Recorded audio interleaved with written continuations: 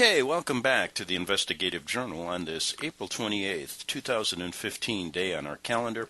I'm your host, Greg Anthony, and you're listening to, again, FirstAmendmentRadio.com. Catch my show every evening from 6 p.m. to 7 p.m.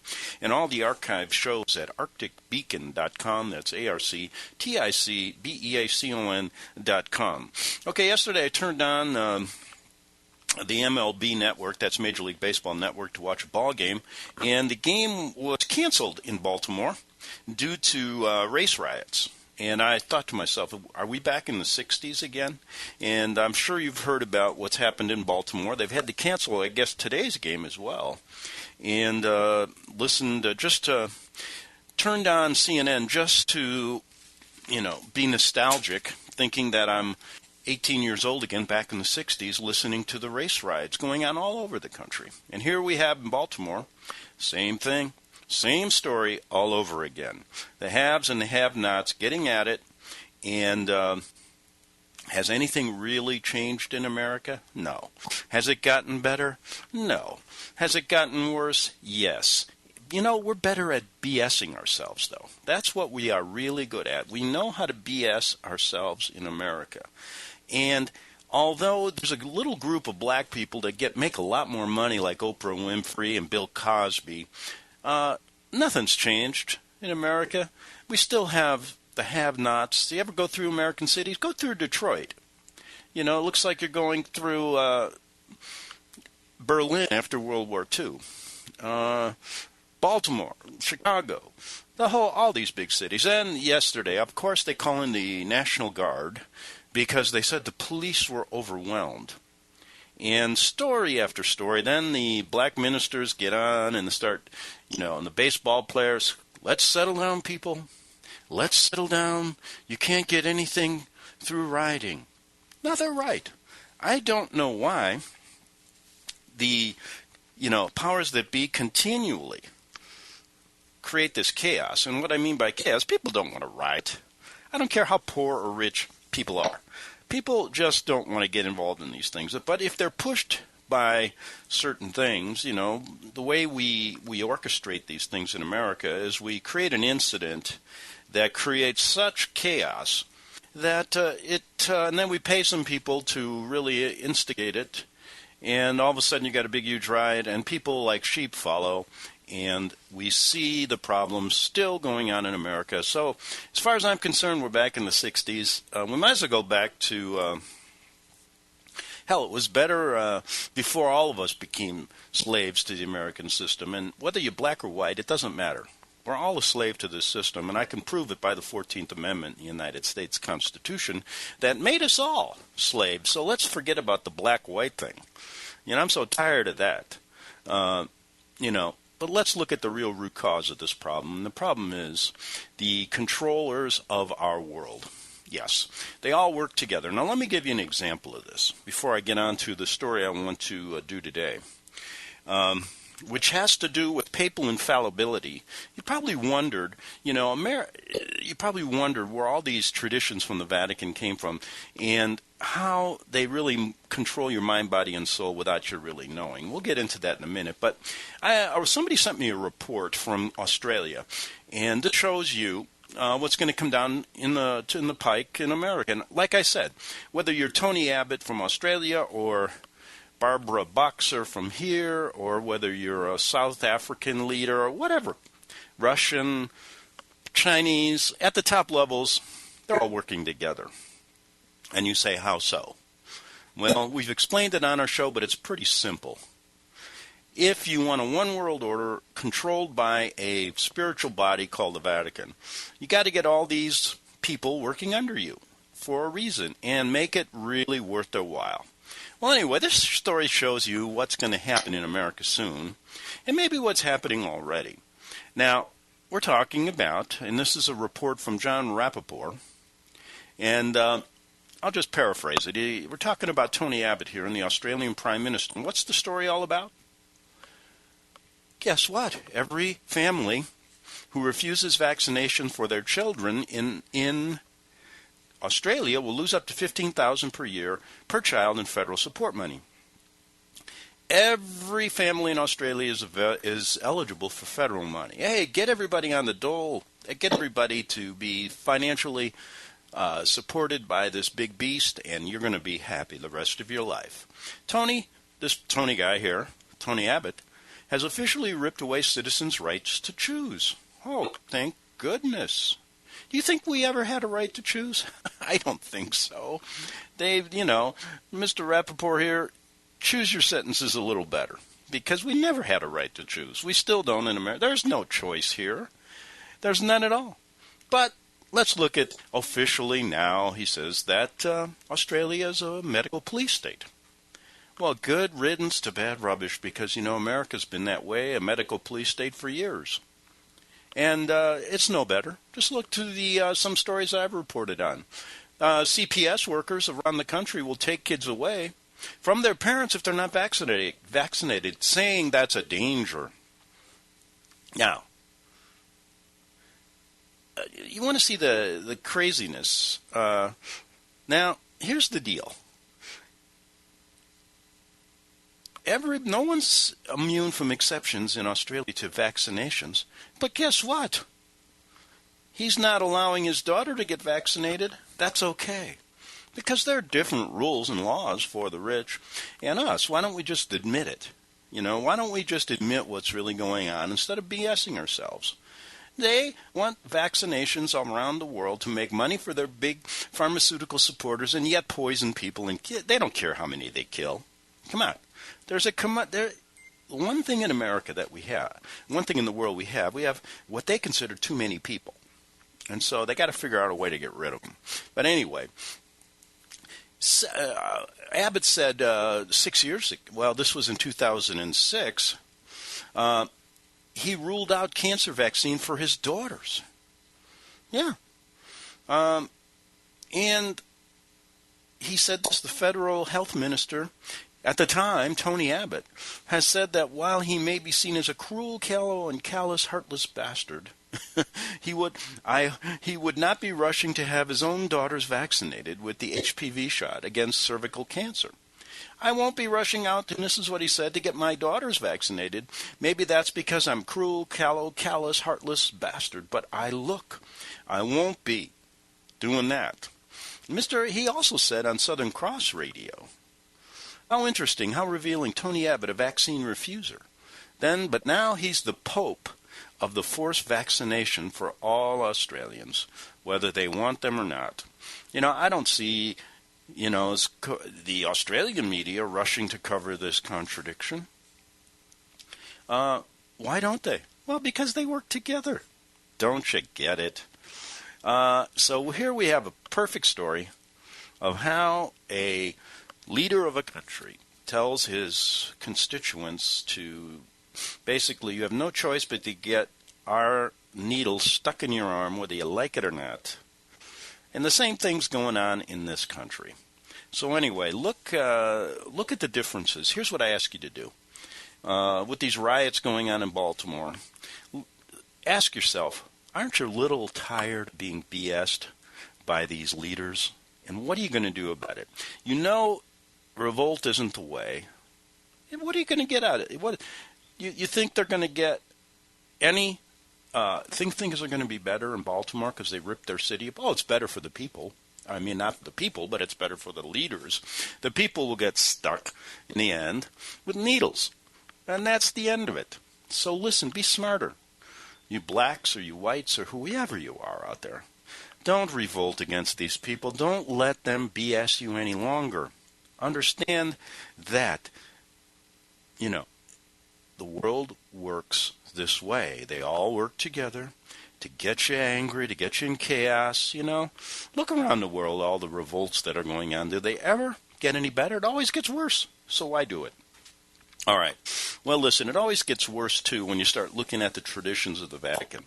And what I mean by this is, I don't know how people, can still, first of all, most Catholics who really become disenfranchised from their religion turn into atheists, and then they look for something else. And it's just mind-blowing what happens to a person if they're BS'd when they're young. And that's what I'm talking about here.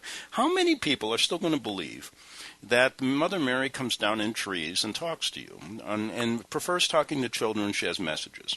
How many times are you still going to believe in weeping statues, that actually cry tears of blood and all this stuff? And are you going to believe that the Pope is actually Christ on earth? Well, just to let you know, I'm going to read you a letter by a former high-level Vatican bishop from Germany named Bernard Hassler, who wrote a book called How the Pope Became Infallible. And this only happened in the 1800s. Did the Pope become infallible? They decided this might be a great way to make more money. So they decided to say, people don't know anything about what's going on in the world. They don't even know what, how we can BS them about history. We can tell them anything they want. We can make up this religion like we've done, and we can even get better at it. So here's what we're going to do. We're going to tell the people and BS them that the Pope is actually Christ. And every new one that we're electing is Christ on earth. And you can't get to heaven unless you believe in him.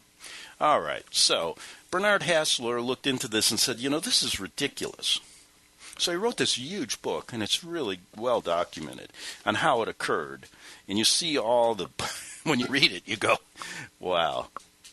You read this book and you know what? I hope you go into the next Catholic church and just say, hey, I want my money back from all the years that you BS'd me. And you know what? While you're at it, why don't you shut the doors of this place and shut the doors of every one of your ecumenical churches until we straighten all this out? Well, Bernard Hassler said, listen, I'm going to write a letter outside of this book to Pope John Paul II, pleading with him to stop this BS, to stop BSing the people about this infallibility doctrine. That's what he did, yes. And about 5 days after it got into the hands of our great pontiff, John Paul, the ex-cyanide salesman from Poland, Bernard Hassler died in his early 40s, a very healthy man. Not much has been looked into his death, though, whether he was killed, but I would gather this letter led to his untimely death. Now let me read it to you. Here's what he said. And I'm going to start out by finding it here. That would be good, Greg. Let's go to the letter. It's getting to the point where people won't know how to open a book anymore. We don't even use them, do we? No. We have found out that it's better to just look on the internet and here it is. Open letter from August Bernard Hassler and George Densler to Pope John Paul II. And he says the truth is at stake. And remember, like I said, 4 or 5 days after this letter was received, he died. Now, here's what he said. He said, Holy Father. I guess, why not give the guy a little respect? Maybe he'll listen to you. If you said, hey, you big jerk, he never even read the letter. So, I can understand why he said that. But he's probably thinking, hey, you big jerk. On May 15th, 1960, you sent, and this is John Paul, a letter to German Bishops' Conference praising and confirming the decision by the Congregation of the Doctrine of the Faith that it is supposed to put an authoritative end, once and for all, to the debate on papal infallibility. Now over a decade old, you have done this mindful of your responsibility to keep the faith secure. For although you concede that it ranks rather low in the hierarchy of the truths revealed by God and confessed by the Church, you are nonetheless convinced that the doctrine of infallibility, quote, is in a certain sense the key to the certainty with which the faith is confessed and proclaimed, as well as to the life and conduct of the faithful. For once this essential foundation is shaken or destroyed, the most basic truths of our faith likewise begins to break down. Now, let me just paraphrase. What Mr. Pope Paul there, John Paul, saying is that, we continually, this BS was working, and if we change right now, we're going to lose a lot of money. And he doesn't get into the fact that there was never a papal doctrine of infallibility prior to the late mid-1800s. Well, it's like it's always been there. It hasn't been there. The Pope is no more Christ on earth than my dog Max sitting right here. You know. And in fact, if I had to choose between the two, I'd believe him before I believe that lying son of a gun that always holds that Pontifex Maximus office up there in Rome. But anyway, back to Hassler. He says, your concern in this matter is understandable, but we must call your attention, Mr. Pope, and I add that, as plainly as possible to the fact that you have in no way responded to the questions that for some time now people have been asking with increasing urgency, including some members of your own church, and that more and more of these cause trouble for countless Catholics. Of course it's causing trouble. You know, Hassler is the one causing trouble, according to the Pope. That's why they probably had him killed. Now, one, how can this dogma of infallibility of the papal magisterium be justified from the Bible and the tradition of the Church? Well, I'm going to answer some questions. The reason that they justify it is because they don't want you to read the Bible. The Bible has nothing to do with the truth to the Vatican. It is an obstacle to the truth. They want to get rid of it. And they either kill you in the old days, now they just change the Bible. I figure that's a lot easier, and kill you in many other ways, because they got all the governments in the world working for them. Yesterday, I'm looking up at the skies full of these chemtrails, barium, aluminum, coming down from the skies. And I'm going, man, do you think we have a prayer here? No. We can't even get to the truth of that, and we allow our government to just run roughshod over us. And, they work together with these guys in Rome. Now, here's what Hassler said. He's trying to, knock some sense into these guys, but you're never going to win. As early as the First Vatican Council, an unusually large and highly trained minority of 140 bishops fell prey to the most severe crisis of conscience on account of evidence from the Bible and tradition. Even back then, this group refuted the arguments proposed for papal infallibility, and with the best will in the world, could not see how this new dogma could be compatible with church history. More recent research has only aggravated this problem. One thing Mr. Hassler didn't understand, that truth doesn't matter to these people. No, they have changed it from the beginning. How can the decision, and he says, number two, how can the decision of the First Vatican Council be considered valid when it was reached by flying in the face of the best information available and through the use of all sorts of pressure? The infallibility debate will not quiet down until both these questions get a satisfactory answer. Hence, we find it highly regrettable that you, Holy Father, have not made even the slightest attempt to address openly the real problems besetting many Christians today. Now, here's where I enter in. There's a difference between Catholics and Christians.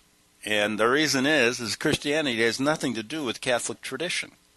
But that's nobody's going to ever believe that. Just ask Bill O'Reilly on Fox News. He thinks Christians are Catholics. And if he thinks that, it must be the truth. But anyway, let me continue with his letter. Furthermore, you have not thought it worthwhile to accept repeated suggestions that an ecumenical commission, both interdisciplinary and international, launch an unprejudiced investigation into this complex issue. You might as well go there to the Vatican and just ask them to give you $1 million in gold. That's about as much as you'll get. You'll get one of those spears right up your butt from the Swiss Guard. Now, in view of this, we find it hard to comprehend how you wish to defend the truth, which you count in your letter among the fundamental rights of a human being. How can this statement be squared with your attempt to silence theological and historical scholars without suffering even the sketchiest arguments on the matter at hand? What he's doing, he's calling him a liar and a deceiver. What is the point of Catholic theology anymore?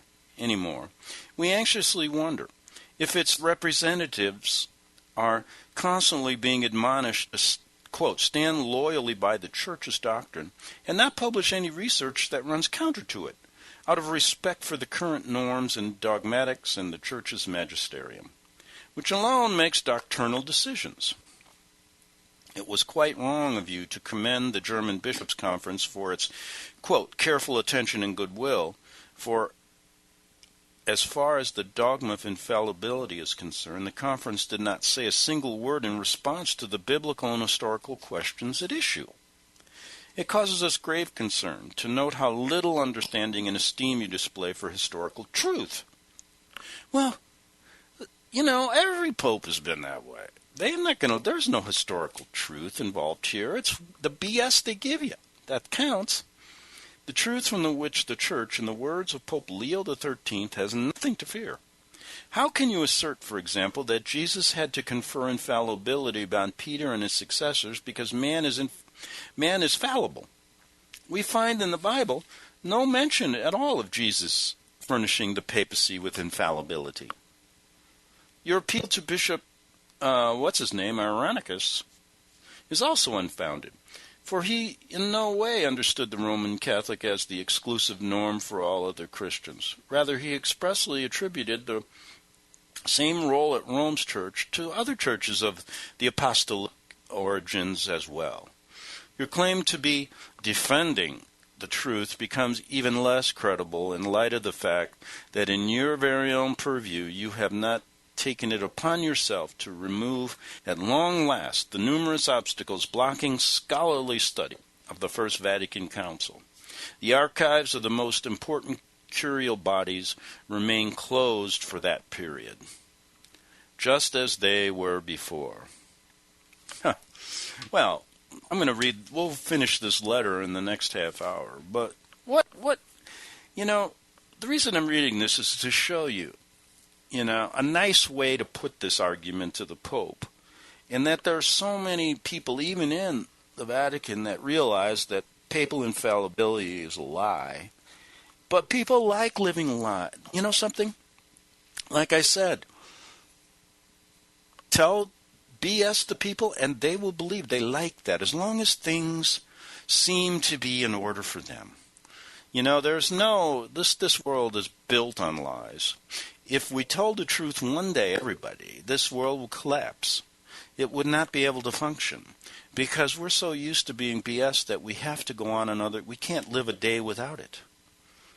And this doctrine that people believe, the 1 billion strong, is the perfect example. They know the Pope is just a BSer, but they love it. They want to be BS. They want to believe in fantasies. That's why Mickey Mouse is so popular. That's why Walt Disney made a fortune off of this. And that's why he was a big Freemason and right hand in hand with all these leaders BSing everyone. And it's not going to get any better. The BS is only going to get worse. Because the more we become advanced as human beings, the more BS we have to believe. And it's going to get worse every day. So that's why I say, try one day looking at the world in a different way. Cut through the BS, but you can't. You can't. You wouldn't be able to survive. You wouldn't make it till 6 o'clock that night. We'll be back in 3 minutes on the Investigative Journal. Hear it first on FirstAmendmentRadio.com and FirstAmendmentRadio.net. Have you read the last prophecy? The book of Revelation. Who can understand it?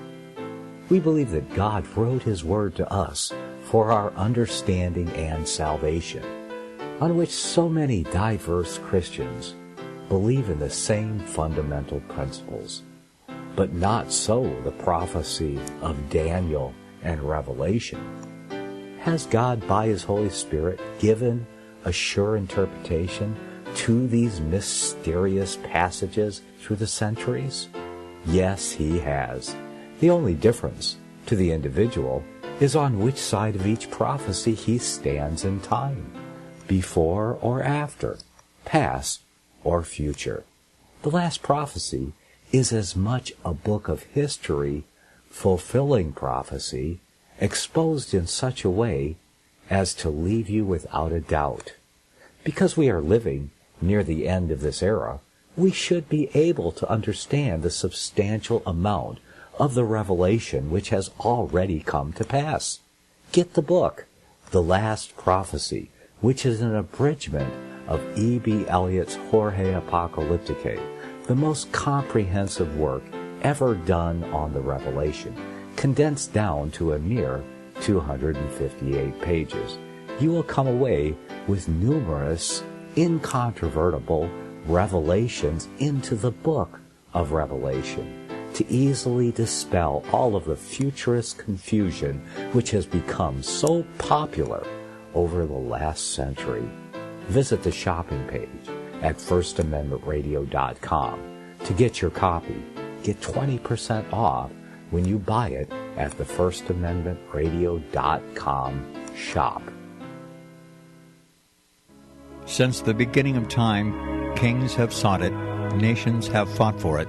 It has been traded, it has been borrowed, it has been purchased, it has been stolen. There's a reason for it. To secure the blessings of liberty to ourselves and to our posterity, invest with the security of gold and silver. Call Discount Gold and Silver Trading at 1-800-375-4188 or visit discountgoldandsilvertrading.net. Listen to Financial Survival with your host, Melody Cedarstrom, right here on FirstAmendmentRadio.com at 4 p.m. Eastern or 1 p.m. Pacific Time. Visit discountgoldandsilvertrading.net or call Discount Gold and Silver Trading at 1-800-375-4188. Toll free, 1-800-375-4188. Okay, we're back on the Investigative Journal, and we're discussing the insanity behind this papal infallibility doctrine and how people really like it because they like to be BS'd. I'm telling you, there can be no other reason, right? Even Max agrees with me. You see? Come on in. You want to listen? He likes the subject. He said, let me in, I've got to listen to this.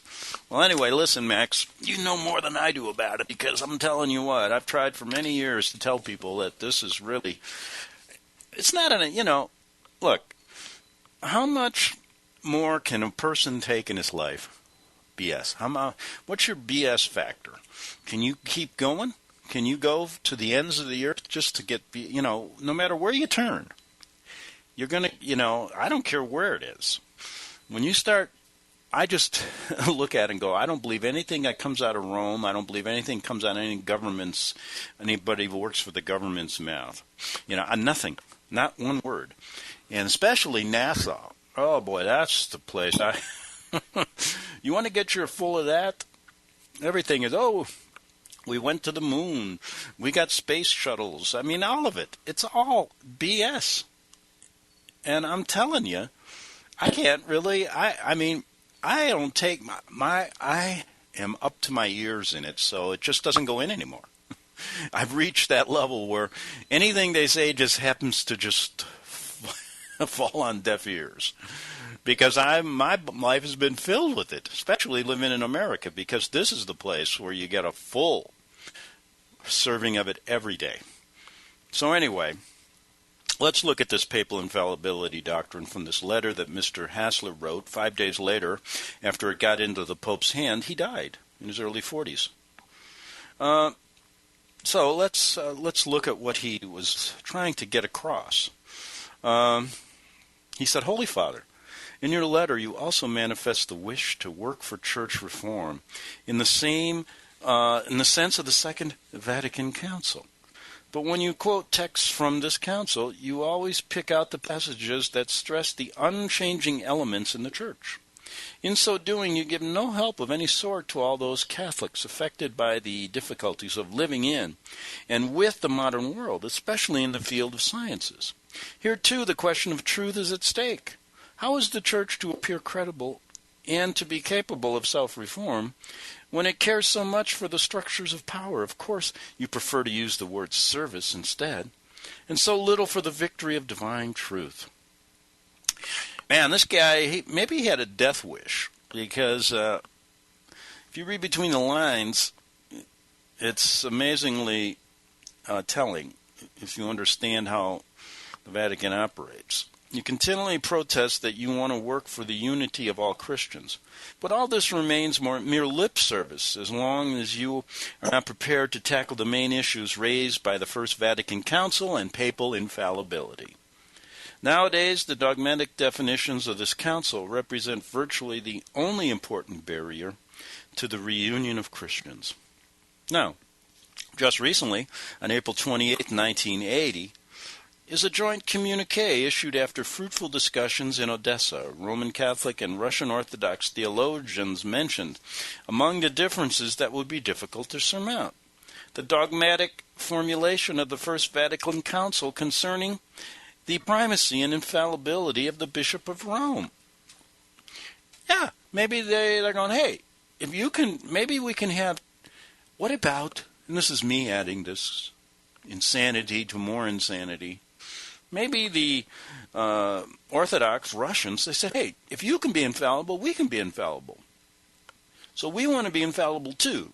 Not just you. But the Vatican said, oh, no. You can't be infallible. We are the only ones. So it's like little kids playing a game. And then think about it today. They got two of them out there. They got this Mr. Benedict over there running around going, I'm infallible, but I've had enough of it. I want to retire. So is he still infallible? Or did he lose his infallibility? And then we got the other guy, Francis of Assisi, in there, and he's infallible too. Well, how many can there be? That's amazing to me. Why not me? Okay, make me infallible. Hell, I tell them, well, the reason I can't be is because I try to tell the truth. The only way you can be infallible is if you lie to the hilt. That's how you become infallible in the Roman Catholic world. All right. So, he says look what's, they were talking in 80, they can't live with it. Now back to his letter, on the subject of ecumenicity, how does he say that? Ecumenicity, on the subject of this ecumenical movement. You have repeatedly said that how necessary and vital dialogue is, but anyone who listens carefully soon recognizes that you don't mean real dialogue. You preclude any alteration of your own position. I know somebody's calling me, but I cannot answer this right now. Who knows? We'll get at it later. Just shut it off.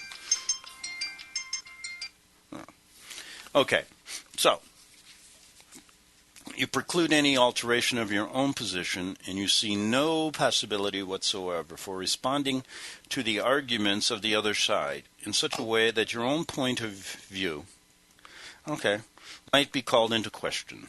In conclusion, we would like to assure you that we have written this letter out of genuine concern for the growth of freedom in the Church and in our society. And so we urgently beg you. Now see, Mr. Hassler hasn't realized that when you say that, you can't, their meaning of freedom and yours is completely different. And once you say that, you're basically signed your own death warrant if you're in a position like he's in. And so we urgently beg you to give disinterested attention and energetic assistance to all matters related to papal infallibility, so that the problems we have mentioned may objectively be studied and solved.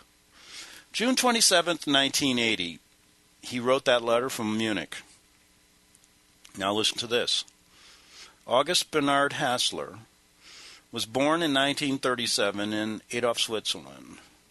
He studied in Freiburg, Geneva, and other places, and Rome. In 1965, he received a doctorate in Catholic theology. In 1966, he was appointed by Cardinal Bea, that guy, to the Vatican Secretariat for the Unity of Christians, where he handled relations with the Lutheran, Reformed, and Old Catholic churches until 1971. In 1976, he was awarded a doctorate in modern history and scientific theory. He died on July 1, 1980. Now remember, this letter was dated June 27th, 1980. Interesting. Well, go get his book. You can find it on the internet. It's not that expensive, I don't think. How the Pope Became Infallible. And once you read this, you will understand. And he was writing it from a way of maybe reviving, and revitalizing the Catholic faith. But that's never going to be. And could you imagine, when you think about it, he's asking that Mr. Pope to admit that he's not infallible. Now, I don't know about you, but if someone came up to me and I was making billions of dollars and I had no sense of conscience, no sense of truth, no sense of anything, and I was making this because I was considered infallible, what do you think I'm going to do? You think I'm going to just wake up and go, I'm not infallible and you can have all your money back? No. Because you know how many people tomorrow, even today, are going to put money into Rome's pockets because of this doctrine? You know how many people are going to go to Medjugorje, going to go to Fatima, and you know how many people are going to go there putting money into their pocket for all these things? And how many people are going to believe in that weeping statue, that statues that weep blood and then put money into their pocket? Oh, there's going to be millions of them. Yeah. And it's done because they haven't realized how they still got a lot more. They got to fill up their tank with a lot more BS before they can do that. Many of them, their levels are low. They're probably on empty. And they got a long way to go to fill up that BS fuel tank. And hopefully the Vatican's always concerned about this. Can we BS them enough so they can live 65 to 75 years without catching on? And then we can go on to the next generation and do the same thing to those kids. And can we just keep their BS fuel tank empty? We don't want it to fill up midway through life and then have them really understand what's going on when in their 30s, because, man, they got 30 years to tell other people, and maybe that could grow and grow until we don't have a majority of people that believe in us anymore. Now, you see, the Pope is smart, though, because they realize that once people get disgusted with the church, and how many Catholics just fall away from it? What they do then, many of them become atheists. So the Pope recently said atheists can go to heaven. Wow, that's good. And, I want to also say this. How many out there are listening to me that are, married and you're in the same sex? Which is a politically correct idea today. Yeah. Well, listen, congratulations. Because now you can suffer like the rest of the married people on the planet. But this idea, to politicize homosexuality, it's ridiculous. And, I said this a long time ago, that, live and let live, fine. But, man, to make this a political argument and to do what they're doing is so obvious of what they're trying to do to people, disrupt normal families. I mean, come on. Look at it from a practical point of view. Why politicize something that doesn't need to be politicized? Right? It's the same thing. The more you politicize, for example, how many, laws do we have preventing racism? But racism always gets bigger. You don't think it does, but it does. Look what's going on in Baltimore. Look what's going on in Africa. How many people die there every day from starvation and everything? And because they're black and brown. And you know something? We are a country that loves to bomb people that are black and brown. And we do it, look at our history. We have not been not in a war for how many years? 20 out of our historical lifespan on this planet. And let me tell you something. That's the best thing we do, is we know how to bomb people. We know how to create war. We know how to foment war. We know how to hide behind freedom. We know how to BS people to the hilt. We have the greatest advertising campaign going in mankind. A country's advertising campaign is built on lies. Right from the beginning of our history. Right from the Revolutionary War to now. Because the story we're given about our founding fathers and why this country became so-called free, in quotes, is all BS. Oh, some of the things they talk about, sure, happened. The battle of all these battles and all these people killed and, the Boston Tea Party and all this stuff. But that isn't, there's so much more behind it. And the BS just started flowing right with the Boston Tea Party, and it's flowing even more today. And it gets more and more and more. The more BS, the more people will believe it. And we can go from the beginning of our country to now and see that. Now, I don't know where your level is, where your BS fuel tank is.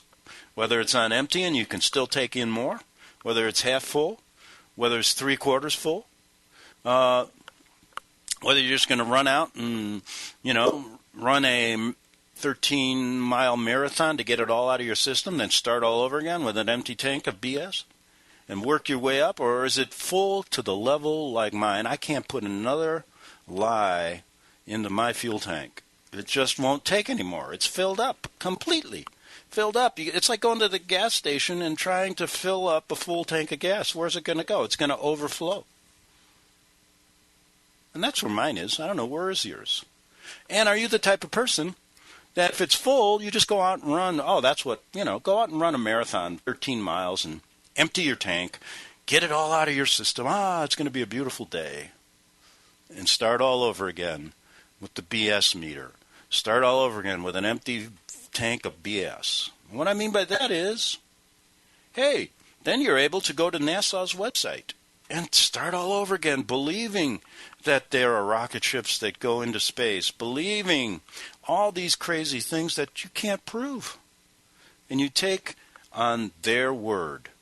Now, that's like believing Mr. Ed, remember that horse that talks, actually talks. Or there's a commercial on TV now from DirecTV that has this white horse talking. If you can believe what NASA says, then you can believe that horse talks. And pretty soon, I swear, the Pope is going to make a white horse infallible.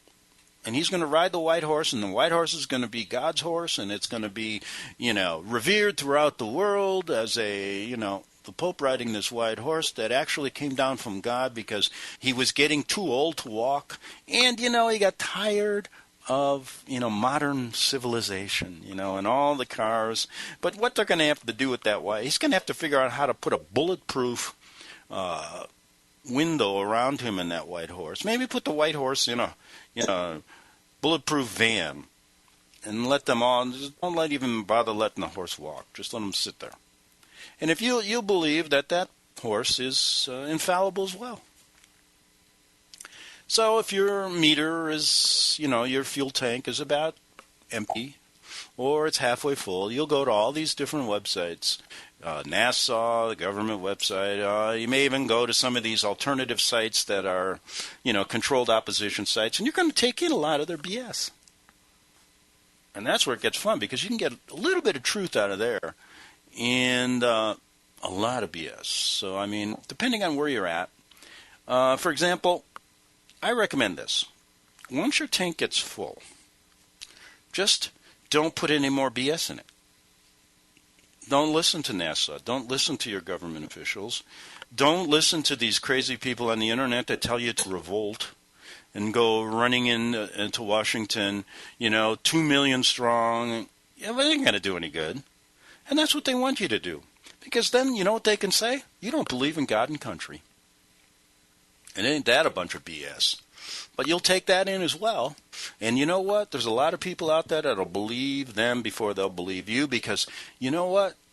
They figured out a way so that your tank, your BS tank, probably won't get full to about on your deathbed.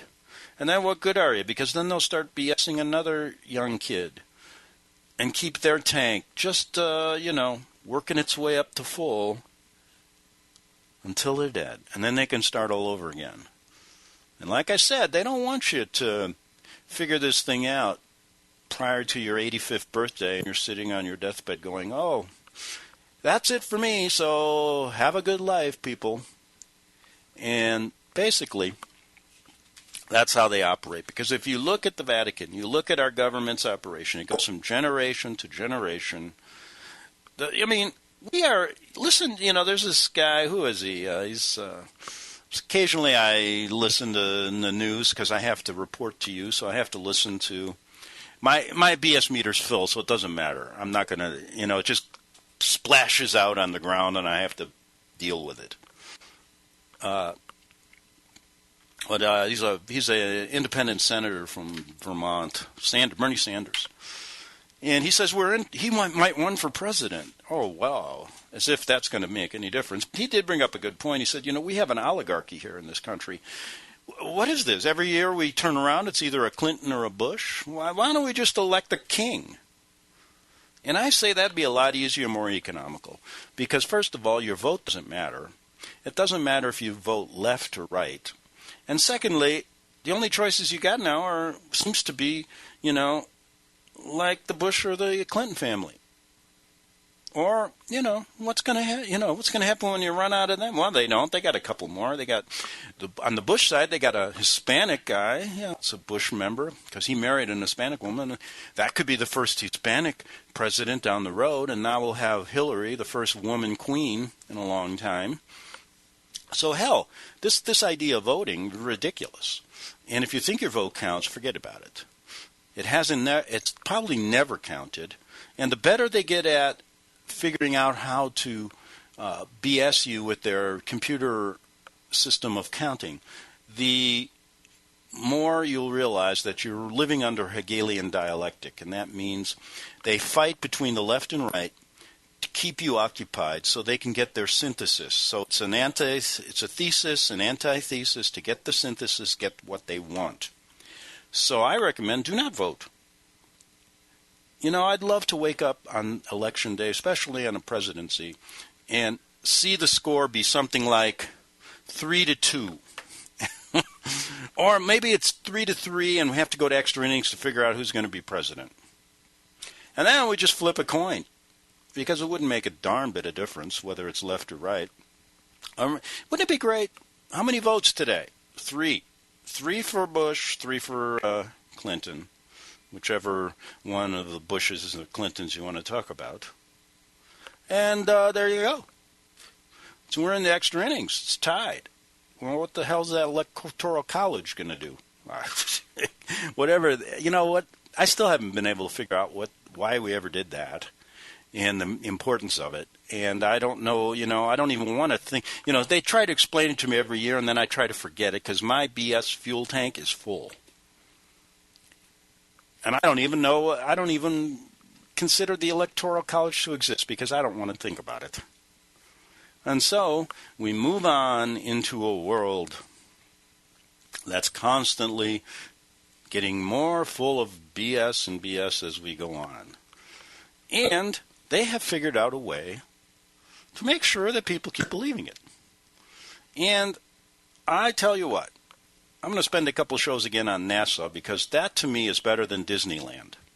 Much better, when you think of fantasies that they've created, it's better than any Hollywood movie, better than any Disney park that I've ever been to. And I enjoy having some fun with them. Yes, because I don't believe a word they say. I don't think there's any satellites up there either. I really don't. I don't really think that we've ever went to the moon. Just look at some of the stats. Now, you tell people that. And I'm still debating whether this Earth is flat or round. Yeah, that's how much I think we've been BS'd. And I'm not afraid to say, hey, I'm from the Dark Ages, welcome. I don't know yet if the world is flat or round. And I'm not going to listen to another BS story coming from NASA or the government again. I'm going to figure it out myself. Or try to find somebody that can do it with some sense and talk about it. Because, you know what? I have reached my limit. Like I said, There is not one more space in my fuel tank that will take one more piece of BS. Oh, they might try, but my tank is full. And so now, I don't even want to empty it, because once you start emptying it, they'll fill it more. Just keep it full. Keep the BS tank full. Realize you've been BS'd. Realize it's, and then just don't take any more in. And start anew. Start fresh. Start anew. With stuff that maybe use your common sense. Use a bit of that. Because once your tank isn't full, they're not going to let any common sense into your BS fuel tank. That's a no-no. So anyway, listen, we're all out of time on the Investigative Journal. Hope you enjoyed the show. We'll be back tomorrow, Wednesday, on FirstAmendmentRadio.com. You can catch my show every evening from 6 p.m. to 7 p.m. on FirstAmendmentRadio.com. A lot of archives on ArcticBeacon.com. Have a good evening. And listen, don't take in any more BS. Good night.